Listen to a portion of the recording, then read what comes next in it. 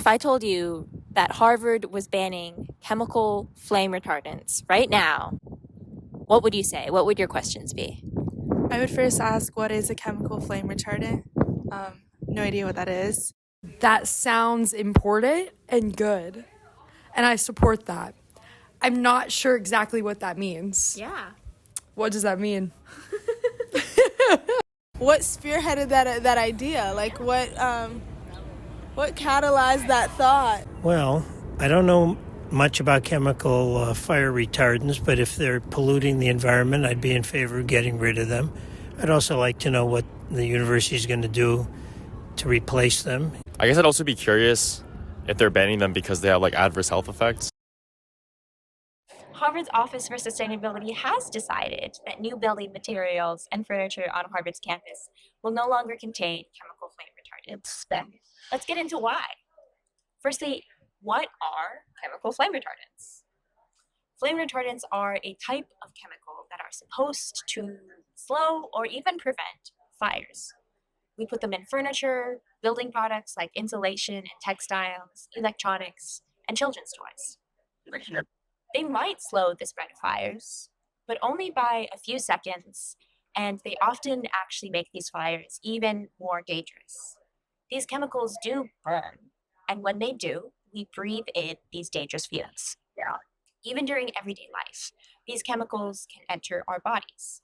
They will fall out into the dust that's around the house, and when we clean, play, and eat, they can really easily be breathed in or digested. So how do they work? Chemical flame retardants can have different half-lives depending on their chemical structure. This means that some of them may be more bioaccumulative and persistent, lasting for many years in the environment, while others are less persistent, only lasting for a few months in the environment. We can tell if a chemical is persistent if they're halogenated, meaning the bromides replace otherwise existing hydrogens. Their bioaccumulative ability is a reflection of the chemical's hydrophobic nature, meaning when they are in our body, they will avoid water by finding their way into the lipids, or fats, where they will stay and build up. And fish eaters, watch out. In the same way that chemical flame retardants accumulate in our bodies, they also accumulate in the bodies and fat of fish. If we eat those fish, then the chemical is transferred to us. So, pregnant women, for example, can unknowingly pass these chemicals onto their babies through the placenta and breast milk, leading to developmental impacts on the baby. So, why does that matter? How does that affect me? Chemical flame retardants have been linked to all sorts of health problems affecting different parts of your body, from your brain, your lungs, your hormones, and even your ability to have kids. Some of them have been labeled as carcinogens, meaning they could cause cancer. And some flame retardants are also hormone disruptors, which throw our body's delicate balance out of whack. So let's make a case study. One commonly used chemical flame retardant is TDCPP, which is often seen in products such as furniture and baby sleepwear. It has a similar structure to the thyroid hormones in our body, mimicking it to some extent. You see, thyroid hormones such as T3 and T4 are the body's metabolic maestros. They orchestrate different aspects such as how fast we burn calories and how we grow and develop. They do this by latching onto special receptors on cells throughout our body, which help kickstart a symphony of metabolic processes. But here's where things get tricky. So imagine if imposters showed up at the orchestra, pretending to be the conductor. That's kind of what happens when substances such as TDCPP come into play. They mimic the structure of thyroid hormones and sneakily bind onto those same receptors, though not as effectively as the real deal. Now, when TDCPP hijacks these thyroid hormone receptors, it throws the metabolic concert into disarray. The normal signaling pathways that thyroid hormone controls gets disrupted, which throws off the delicate balance of thyroid hormones in the body and opens the door to a host of health issues, such as metabolic mayhem, developmental detours, and even reproductive roadblocks. So, are there alternatives, and can we trust them? Those are incredibly valid questions. The goal here is actually to remove chemical flame retardants from our products entirely. You may be wondering, then how will I be protected from fire? Once again, very valid question.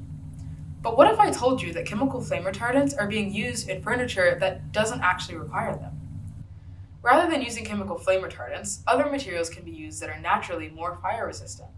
For example, Foam is highly flammable and will need tons of chemical flame retardants, but if we choose smarter products like wool, they're not necessary. When Harvard renovated the Smith Campus Center and designed the Science and Engineering Complex, no furniture or building materials that contained chemical flame retardants were considered. Still, they were able to meet fire safety codes and didn't raise any costs in the process. The earliest sort of large-scale project we tried to do this on was the Smith Campus Center.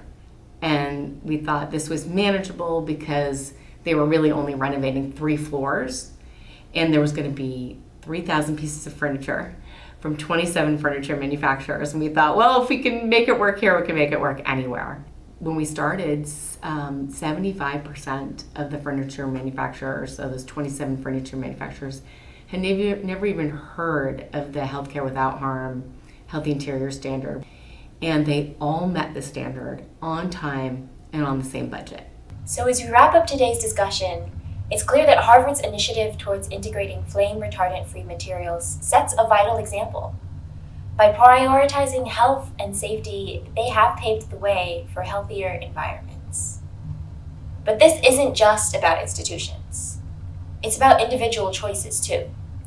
Whether it's for your home or your workplace, you do have the power to make a difference. Keep an eye out for this label, which will tell you if an item does not contain chemical flame retardants.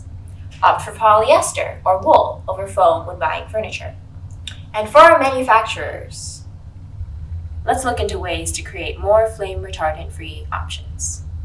My message to any manufacturer in the industry would be to get chemical flame retardants out of your products wherever allowable by law. We've found that you can meet code without them. And I would also say ask your chemical suppliers to invest in greener chemistry so that they can meet code, like with electronics and other things, truly with safer chemistry, not the halogenated or the organophosphorus chemical flame retardants. Like really stay away from anything related to that, and get some advice from, good nonprofit science groups. These flame retardants might seem like a small part of our daily lives, but their effects, they are anything but small. I'm Zoe Nagasawa. I'm Madison Valley. And I'm Zora Zhang, and we are third-year environmental science and engineering students at Harvard. If you want to learn more about chemical flame retardants or other pollutant chemicals, check out these resources. Thank you for watching.